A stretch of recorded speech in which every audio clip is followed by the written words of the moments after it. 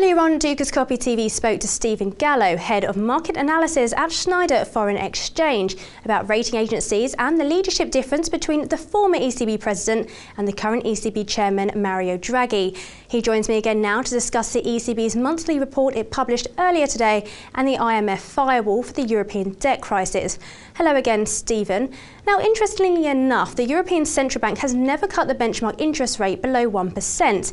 It left rates unchanged this month, but do you think we're going to see a dip below that 1% mark? And if so, when?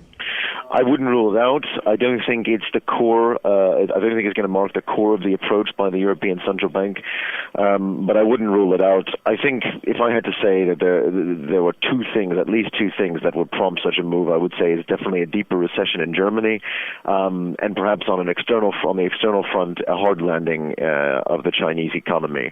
I think those are the two things that I would isolate as probably the biggest risk factors weighing on the decision of whether or not the European Central Bank moves rates below 1%. But as I say, I don't think it's going to form the core of the central bank's toolkit, as it were, during 2012. I think what Mario Draghi has done so far vis-a-vis the banking system, vis-a-vis these extended long-term refinancing operations, is pretty much as far as the central bank can really go to help the situation out. A 25 or 50 basis point move will neither really improve the situation in the banking system all that much. It won't really even extend a life support to the banking system, and it certainly, most certainly, will not improve things in the real economy. So I don't think it's going to form the core of the ECB's approach, but I don't rule it out and move towards 75 basis points or 50 basis points before the end of 2012. Again, depending on how those two risk factors that I pointed out play out. After weeks of debates over a new fiscal pact, the focus is shifting slightly to a so-called firewall. The IMF has asked Euro countries for an extra $500 billion in firepower. As we know, the UK and the US remain reluctant to seek additional resources for the IMF. So my question is, can an IMF firewall be enough to stem the euro crisis? No, I don't think it's enough to stem the euro crisis. I mean, what Eurozone needs is fiscal union, closer fiscal integration, a form of fiscal union, and structural reforms. I mean, that is what will solve the crisis. But it also depends on how you want to look at the IMF and who's contributing the additional funds to the IMF. If you want to look at the IMF, as I do, as a potentially a future or a precursor to a global central bank of sorts, I don't know if I would go as far as calling it a central bank, but for want of a better term, a global central bank of sorts, with increased